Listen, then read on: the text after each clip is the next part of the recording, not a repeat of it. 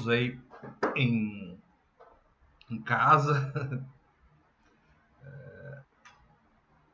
longe aí das possibilidades de infecção, né, desse vírus. Quem sabe daqui a pouco a gente está vacinado, tudo isso passa, né? Bom, vamos começar a aula. Nós vamos trabalhar então com sensores. Vocês bem viram aí, tá? Na apresentação. O tema da aula aí hoje é de sensores. Pessoal, para vocês, o que é um sensor? O que é um sensor, turma? Bom, vamos lá então. Vamos falar hoje da primeira parte sobre as características dos sensores, né? O que a gente precisa olhar quando a gente vai comprar, quando a gente vai especificar uns sensores. Então, cada sensor tem uma determinada característica aí, tá bom? Bom, basicamente o sensor vai ser um dispositivo que vai reagir, vai responder a um estímulo físico qualquer e vai transformar essa grandeza em outra, para que eu possa fazer uma medida, para que eu possa monitorar. Então, se eu associar esse sensor que, né, reage aí a essa variação dessa grandeza física, se eu associar ele a um módulo de transformação, a um cara que me mostre qual que é a grandeza que eu estou querendo medir ou monitorar, o que a gente chama de transdutor, então eu tenho aí um sensor aí que vai converter um tipo de energia em outro. Então, basicamente, todo sensor ele vai fazer uma transformação de energia. Por exemplo, energia mecânica em energia elétrica, ou energia elétrica em energia mecânica, energia química em elétrica, enfim, ele vai, né, fazer uma mudança aí de uma característica, né, físico-química em outra característica. Bom, então isso basicamente é um sensor. Quais são as grandes utilidades? Medição e monitoramento. Então, se a gente olhar na aula anterior, onde a gente tinha sistemas com realimentação, então o sistema com realimentação, ele obrigatoriamente vai ter que ter um dispositivo sensor. Para quê? Para que eu saiba que a minha variável que eu quero controlar, qual é o valor dela, para eu poder realimentar esse valor lá na entrada, para eu poder fazer então o controle desta variável. Então essa é a ideia. Então todo dispositivo com realimentação, né, todo sistema de controle com realimentação, ele obrigatoriamente tem um dispositivo desse de sensor. Bom, quando a gente fala sensor e transdutor, as coisas acabam misturando um pouco né, elas se parecem muito uma coisa com a outra, né? Então, alguns até utilizam isso como sendo sinônimos, né? Mas na realidade não são sinônimos. Então, se eu pegar, por exemplo, um termômetro a mercúrio, né? Então, no termômetro a mercúrio, quem que é o meu sensor? É o mercúrio que está dentro daquele tubinho capilar. Então, é ele que, quando a gente varia a temperatura, ele altera a característica de dilatação dele, né? Então, essa característica de dilatação associada a uma escala, que é o transdutor, né? Então, a gente tem então um valor de medida, né? Um valor de grandeza. Quem que é o transdutor na realidade? É a minha escala que eu estou associando, né? Então, o sensor, obviamente, ele pode ser puro, ele pode ser simples, ele não ter um transdutor associado a ele. Mas se ele tiver um transdutor, então a gente pode ter um valor aí para, para a grandeza que a gente quer medir. Tá bom? Então, o sensor, então, é só o dispositivo que sente, que transforma, né? E associado a um dispositivo que mostra o valor numa escala diferente, que é o transdutor, então a gente tem um sensor aí mais completo, tá bom? dispositivo mais completo. Então, eu tenho aí, conforme o que o sensor percebe, vários tipos de sensores, né? Vários tipos de sensores. Então, a gente tem os sensores que percebem luz, né? Então, são chamados aí sensores ópticos. Os sensores de som, né? Então, que eles captam então, a pressão sonora. Os sensores de temperatura, né? Sensores de temperatura, diferente de sensores de calor, né? Que são colômetros, calorímetros, sensores de radiações, né? Então, por exemplo, radiação de micro-ondas, radiação infravermelha, ultravioleta, né? Sensores a nível de resistência elétrica e também de corrente elétrica, né? Então, por exemplo, sensor de som. Alguém pode me dar um exemplo de um sensor de som? Isso, o microfone, né, é o melhor exemplo que a gente tem aí de sensor de som, né? Então, por exemplo, quando a gente tem um sonômetro, um decibelímetro, o primeiro sensor, né, é justamente um microfone, tá bom? E ele já então é a primeira parte do aparelho. Beleza? Aí o pessoal até já aí no chat já falou aí de alguns outros sensores, né? Então, o galvanômetro é um sensor do quê? O galvanômetro é um sensor do quê? Alguém sabe o que é um galvanômetro? Isso. Exatamente. Então, aquele mostrador do multímetro analógico, aquele mostrador, ele é um galvanômetro, né? Então, é um galvanômetro. Ele, em especial, é um sensor de corrente, tá bom? Ele é um sensor de corrente, ele mede corrente. Agora, a gente, no multímetro, a gente faz algumas adaptações, né? Para que ele possa medir, além da corrente, tensão, resistência, né, entre outras medidas aí, tá bom? Então, um galvanômetro, por exemplo, é um medidor aí de corrente elétrica, tá bom? Tá aqui. Sensor de tensão elétrica também, né? Então, são sensores muito utilizados. Sensores magnéticos, de pressão, né?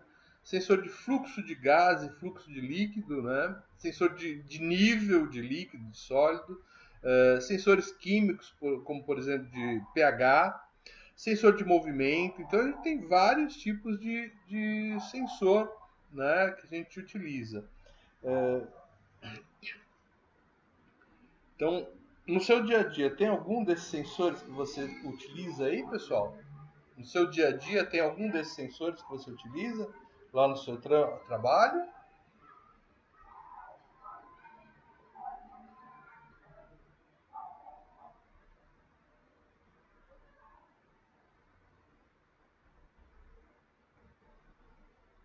Qual é, Roger? Tensão e movimento do Caio. Qual que é, Raul? Qual sensor que você utiliza, Roger? Sensor de movimento, legal.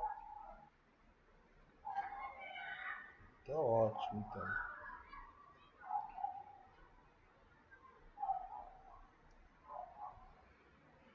Bom, o que é a sensibilidade dele? Então, o nosso sensor, ele vai ter o que a gente chama de curva característica de saída. Então, o que é a curva característica de saída?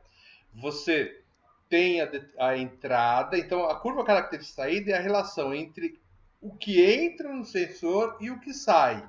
Então, o que entra normalmente está no eixo X. Deixa eu colocar aqui um ponteiro aqui, ó, né? Então, normalmente, o que entra está no eixo X. E o valor de saída está no eixo Y. Então, essa relação, né, essa curva, ela gera aí uma relação entre a entrada e saída, tá bom? E a inclinação dessa curva é que me mostra a sensibilidade, tá bom? Quanto mais sensível, normalmente, melhor é o sensor para mostrar, para sentir, né, aquilo que ele está percebendo, né? Então o parâmetro de entrada, normalmente o parâmetro de entrada ele é o item, né, de padronização, e a gente vai ver, por exemplo, a saída. Então, no caso do microfone, né, vamos ver o exemplo do microfone. Deixa eu colocar uma cor mais aqui. Então, eu posso ter sensibilidades do tipo um microvolts por dB, né, a nível de pressão sonora, ou, né, outra valor aí, né, alguma coisa como 20 microvolts por dB, né? Então são exemplos aí de sensibilidade. Obviamente que este da direita, né? Então esse da direita, ele é o microfone com maior sensibilidade, porque eu aplico 1 dB nele, ele me dá uma variação de saída de 20 microvolts. Enquanto o da esquerda, enquanto eu aplicar 1 dB na entrada dele, ele me dá uma saída de apenas 1 microvolt. Tá bom? Então, o da direita aí é o sensor com uma sensibilidade maior. Tá? Legal. O Marcos trabalha com todos, tem muito indutivo, indutivo capacitivo. Tá? Sensor de segurança de porta de máquina, muito utilizado também. Legal. Isso é legal. A gente vai trabalhar, né? A gente vai falar de todos esses sensores aí, né? Durante a aula aqui. Então esse é um exemplo de curva de sensibilidade, tá? Então ele relaciona o eixo X, normalmente o eixo X aqui é a entrada, então é aquilo, né, que eu quero medir, por exemplo, lá um valor de pressão sonora, por exemplo, e em Y, né, aqui em Y, eu tenho a função de x, que é justamente a minha saída. Né? Então aqui eu tenho a minha saída. A relação, né? Então essa relação entre ΔX e ΔY é que me dá a sensibilidade. Então aqui a gente tem até um exemplo onde eu tenho um erro de sensibilidade, onde eu estou esperando uma curva ideal, né, que é a curva contínua, né, mas eu tenho uma curva aí pontilhada, né, onde eu tenho um desvio da sensibilidade. Né? Então, me dá um erro dessa sensibilidade esperada aí. Tá bom? E a gente tem também o que a gente chama de faixa dinâmica, que é justamente a faixa, né, entre a saída máxima e a saída mínima. Né? Então, essa faixa aí a gente chama de faixa dinâmica do sensor. É onde ele pode trabalhar esse dispositivo.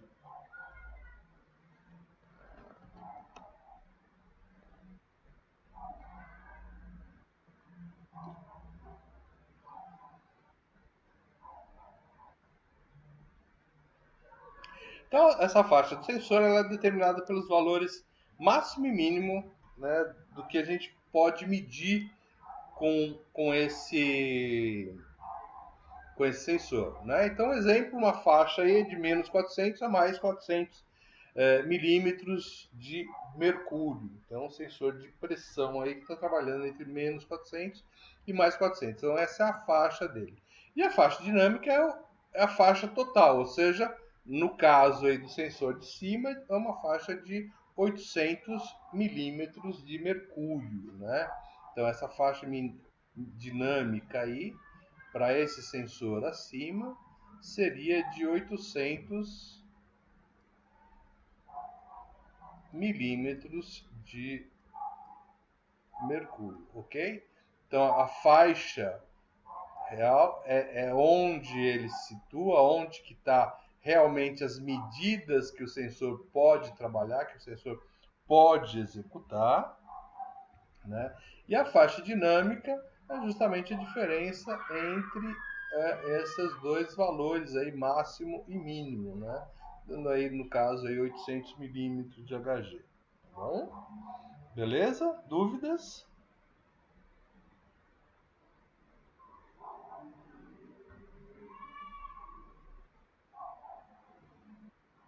Tranquilo, então. O conceito de precisão, ele vai se referir ao grau de reprodutibilidade, né, de uma medida. Ou seja, quanto que ele está medindo exatamente. Então, isso é a precisão. E se eu colocar esse cara para medir várias vezes, né, várias vezes, ele teria a mesma saída, né, a mesma saída. Então, essa é a precisão dele. Então, chegar próximo do valor exato, né, quando a gente tem um sensor ideal, isso nos dá noção de precisão. Então, quanto mais próximo do valor que seria real, né, tendo aí um medidor ideal, isso nos dá o grau de precisão dele. Tá bom? Só que o que acontece? Normalmente, um sensor real nos dá alguns erros, né? E outras vezes também ele nos dá até valores diferentes. Cada vez que a gente vai lá e faz a medida, a gente tem erros, né, de medida. Seja erros por conta do nosso uso do sensor, né, ou do próprio sensor, né, então das características dele. Então, às vezes você está, por exemplo, mudou a temperatura, o rapaz já não te dá uma medida de pressão exata, né, precisa, né, tem gente da pressão a ser medida, né. E a repetibilidade, né, é a capacidade desse instrumento de mostrar aquele valor inúmeras vezes. Então, quantas vezes eu, né, precisar, ele me dá realmente o mesmo valor. Então, quanto maior a precisão e a repetibilidade, então ele tem que ter, né, o meu sensor precisa ter precisão, que é o que precisão? É acertar no alvo.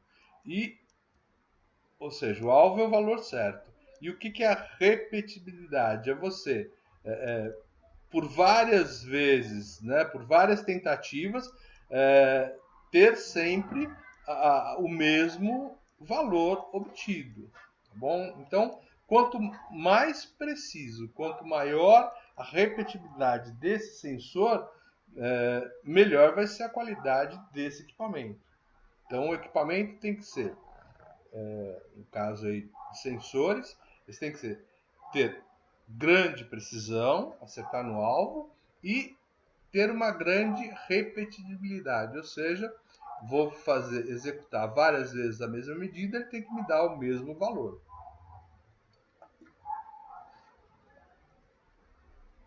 Então tá aqui, ó. Então, no número 1, ó, eu não tenho repetibilidade. Você vê que um até acerta no alvo, né? Um até acerta no alvo, porém, né, quantas medidas eu fizer, eu vou ter esse cara aí, né, as medidas aí fora do alvo principal. No 2, eu tenho repetibilidade. Então você vê que um grande número de medidas estão sendo repetidas, estão no mesmo local. Porém, ele está sem precisão. Por quê? Porque o meu alvo central aqui no meio não foi atingido. Então, ele tem repetibilidade, porém, ele não tem precisão. Agora, no 3, eu tenho tanto repetibilidade, né? Então, eu fiz várias medidas e praticamente todas aí estão muito próximas do alvo, ou seja, do valor correto que a gente deseja. Então, isso daí que eu tenho também precisão, né? Além de repetibilidade, ok? A repetibilidade também é chamada de acurácia.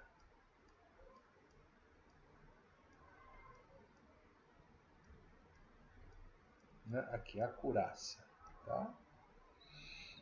Beleza?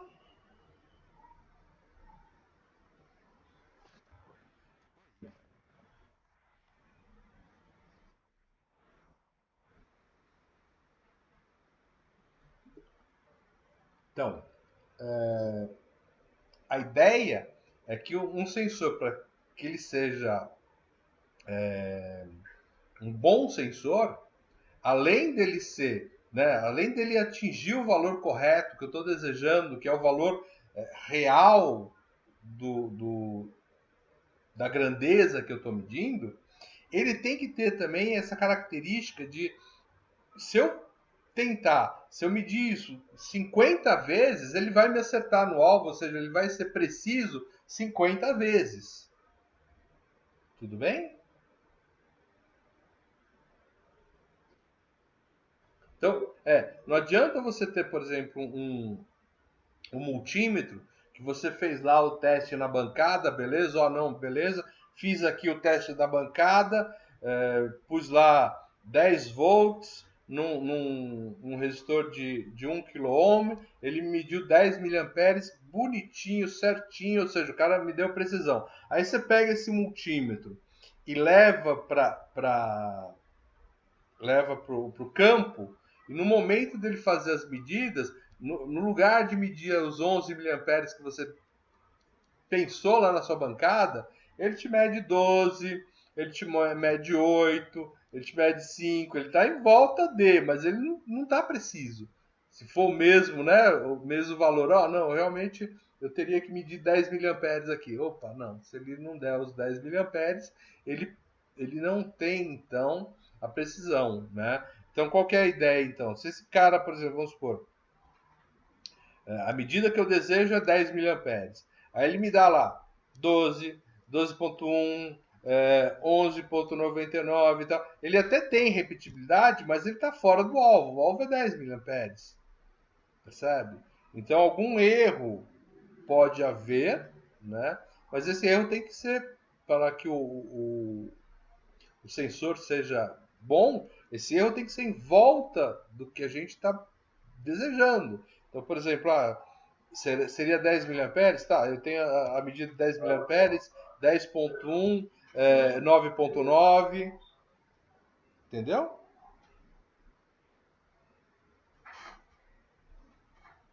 Oi, eu não entendi a pergunta.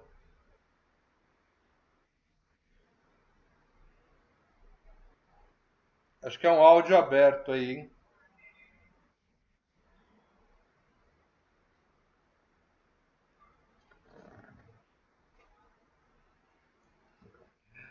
Pessoal, avisa o amigo aí que o áudio está aberto. Beleza, então. Vamos lá para frente. Tudo bem aí, então? Respondeu a pergunta?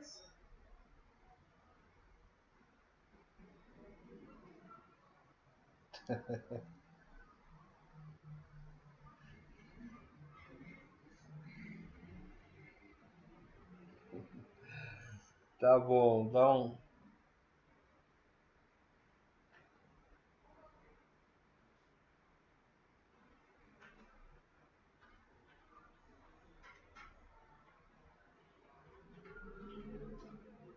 Opa, agora sim. Beleza. Tá ótimo, então. O que é, no caso, a resolução?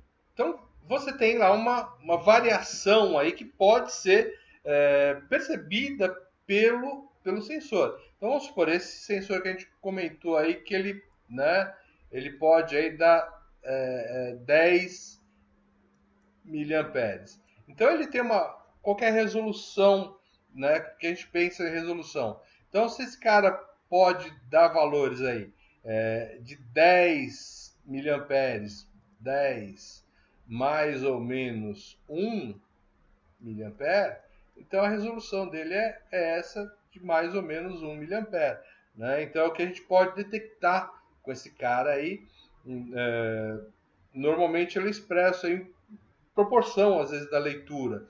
Então, às vezes, por exemplo, você dá lá, eu tenho lá um erro, vamos supor, eu tenho o meu voltímetro, por exemplo, que ele dá um erro de 2%, tá, do fundo de escala.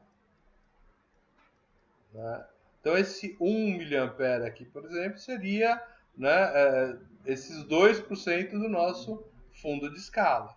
Tá bom? Então, normalmente, ele é expresso numa proporção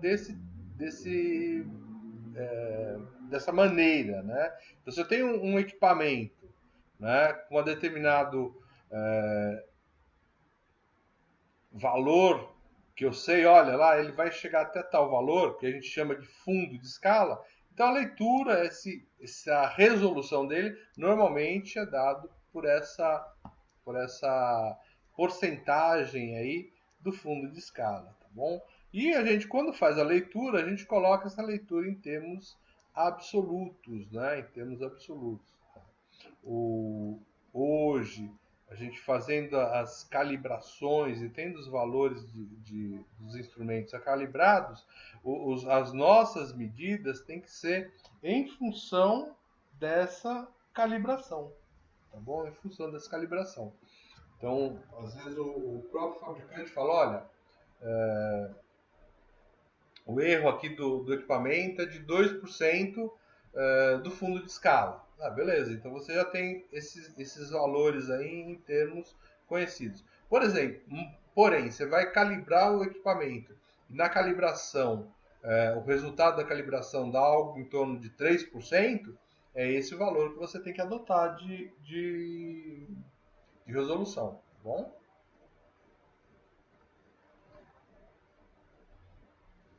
Tudo bem?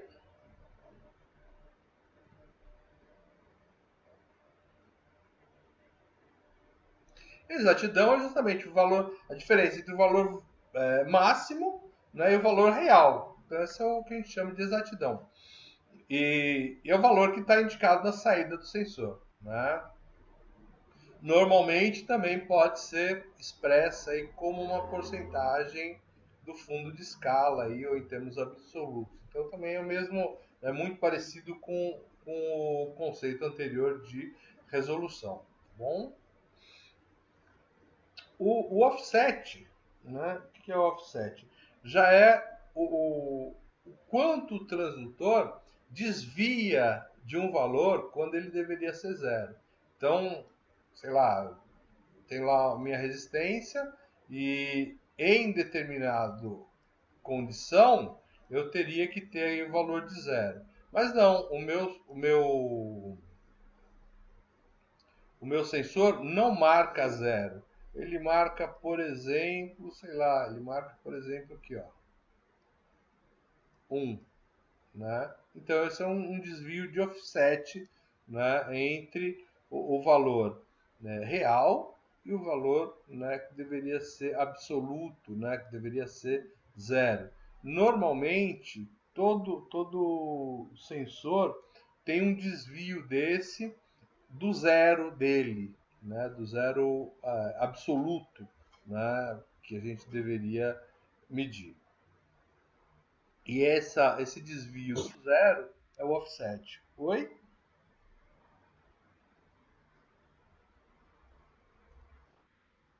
Oi.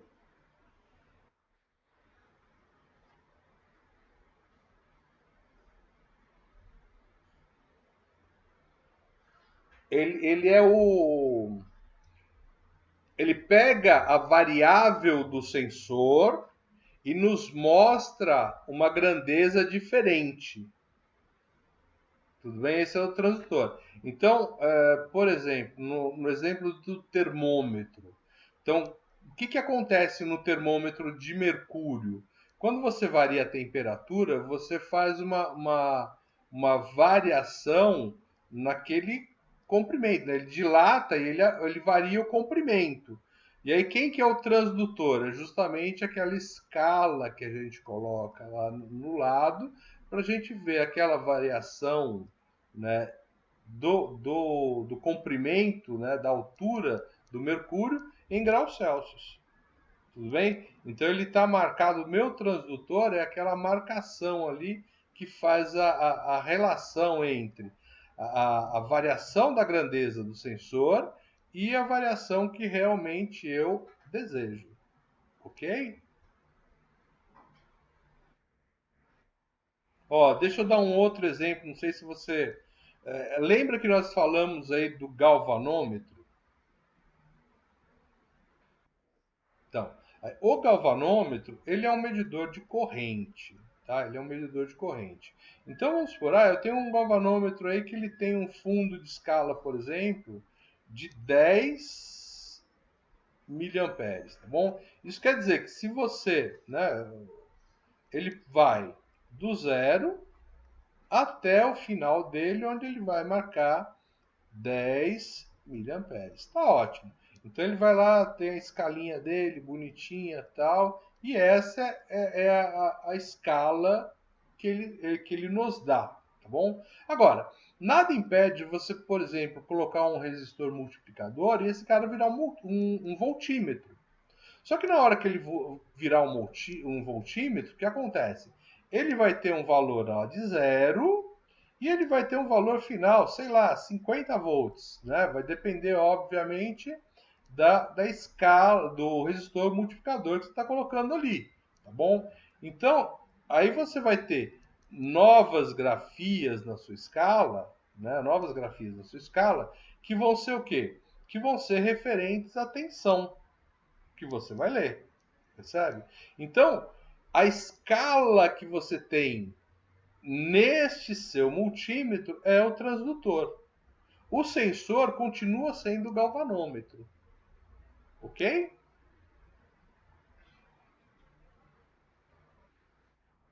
Foi.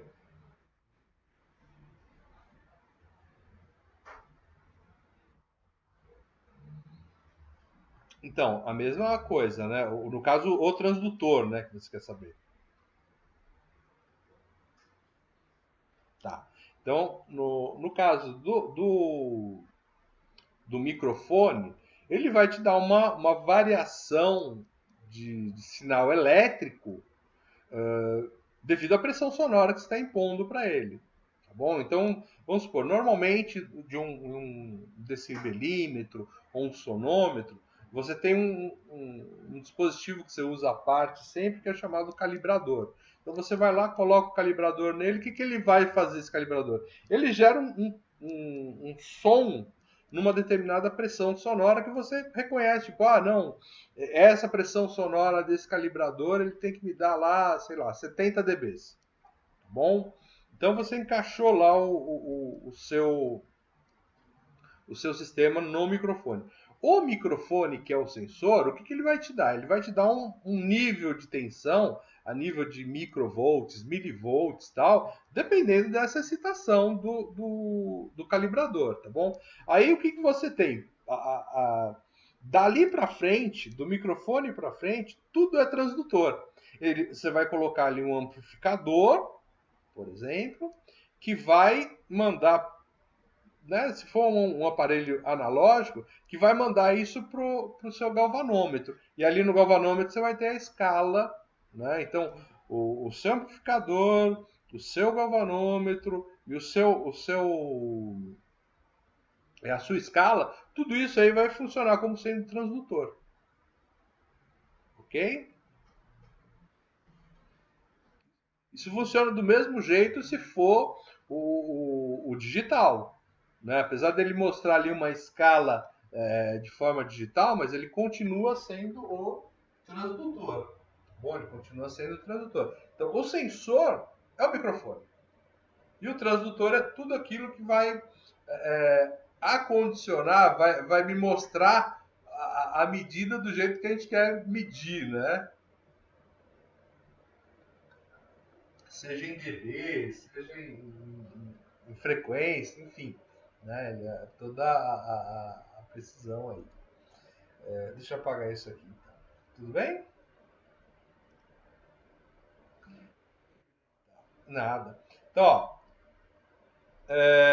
a gente tem aqui, por exemplo, um medidor aí em que entra pH. Então, nesse sensor aqui entra pH. Então, ele vai perceber aí o valor de pH de um líquido, né? E ele vai me dar aí uma saída em milivolts, né? Então, ele vai me dar uma saída em milivolts, ok? Então, o valor ideal desse cara aqui, ó, né, seria aí quando a gente tem um pH zero, né, ele deveria me dar 7 de valor, tá bom? Então, estou aqui, ó. Onde está o meu pH zero? Está aqui, ó. Meu pH zero está aqui, né, nesse lado esquerdo aqui. Então, em cima dessa linha aqui que você tem lá o valor 7. Se ele fosse um cara em curva ideal, ok? Mas não, ele tem um offset. O offset dele pode ser para mais ou para menos. Então, no caso aí, a curva para mais está dando praticamente 8,5 aqui quando você entra com pH zero. Enquanto um valor mínimo aí, um offset para mínimo, está dando praticamente 5,5 de pH. Então, essa diferença aqui que a gente tem de um valor padrão, que é o valor zero, para a medida realmente, para que ele está saindo, aí a gente tem, né, isso mostra aí o que a gente chama de pH. Né? Então, o meu valor de zero aqui está ocorrendo em outros pontos. Tudo bem?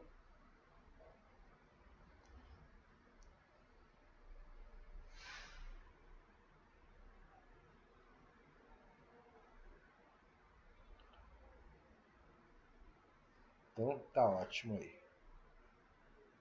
Tranquilo aqui, pessoal? Tá ótimo?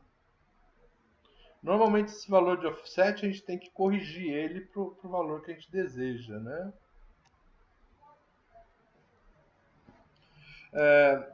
Nem todo o sensor ele é linear. Então a ideia da gente é que a gente, entre a entrada e a saída, a gente tivesse uma resposta bonitinha, né? Bem retinha, né?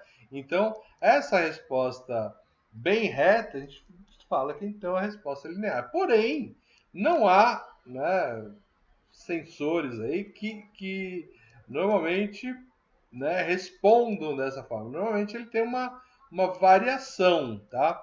E essa máxima variação, esse máximo desvio aí da curva real para a curva ideal, né? Então, a gente dá o nome de linearidade aí do sensor, tá bom? É o quanto ela se afasta da nossa curva ideal, tá bom? Às vezes, ou muitas vezes, a gente acaba restringindo o nosso sensor a uma parte linear, né? Onde ela tem um trabalho aí, onde ele tem uma resposta linear. Tá? Então a gente acaba linearizando a resposta do sensor. Fazendo o quê? Utilizando esse sensor só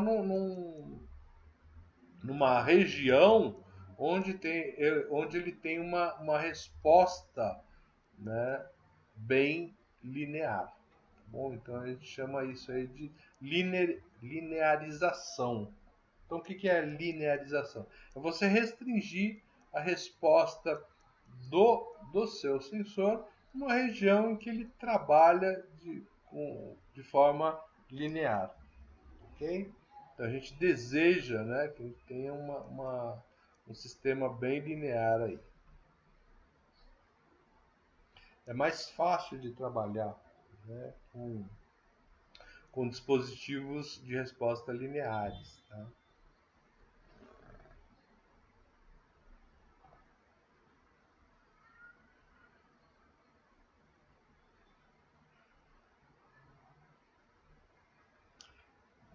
Então, a esterese, basicamente, é uma resposta onde o nosso sistema ele não corresponde a curvas, né? As curvas de ida e vinda são diferentes. Então, essa propriedade, essa diferença entre essas curvas, né, de ida e de vinda, elas ela é chamada de esterese. Então essa curva de esterese que você está vendo aí do lado direito é uma curva de esterese típica de materiais ferromagnéticos, né? Então o que acontece lá?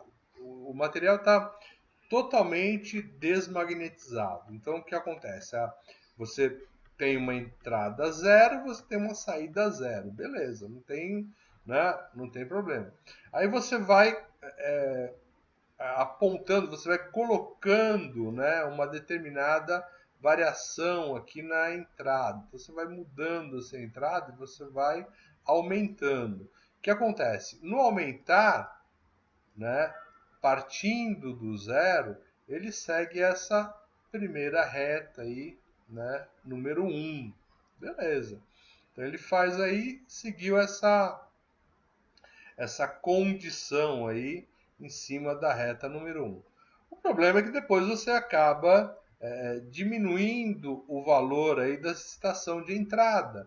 Então o que acontece? Em vez dele voltar, né, desse sensor voltar pelo mesmo caminho, ele acha um caminho diferente aí. Então, por exemplo, meu sensor está descendo aí, ó, pelos valores aí em laranja, tá?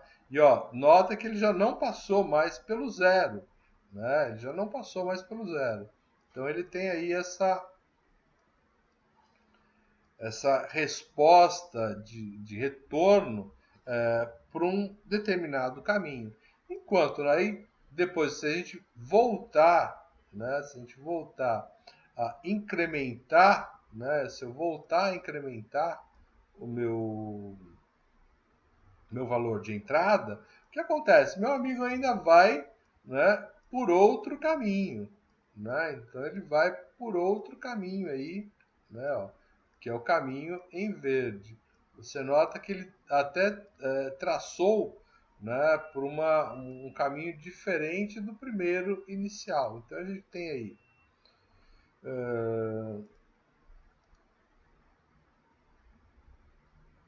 a gente tem o primeiro caminho em vermelho, quando um sensor, se a gente pensar em sensor magnético, ele está totalmente desmagnetizado, então ele acusou o caminho 1. Depois ele tem um retorno aí pelo caminho 2, onde ele já tem uma certa magnetização do núcleo, né? Então ele retorna aí pelo ponto, pela curva que a gente grafou em laranja, e depois, por último, já com essa magnetização do núcleo ocorrida, né, ele faz uma outra curva aí quando você incrementa ele aí, indo aí pela curva em B. Tá bom? Então você tem essa curva aí, é uma curva muito percebida, né, muito percebida em sistemas que tenham sensores do tipo ferromagnéticos. Porque essa é uma curva, a curva de esterese é uma curva típica em núcleos ferromagnéticos. Tá bom? Aí eu preciso desmagnetizar esses caras. Oi. Oi.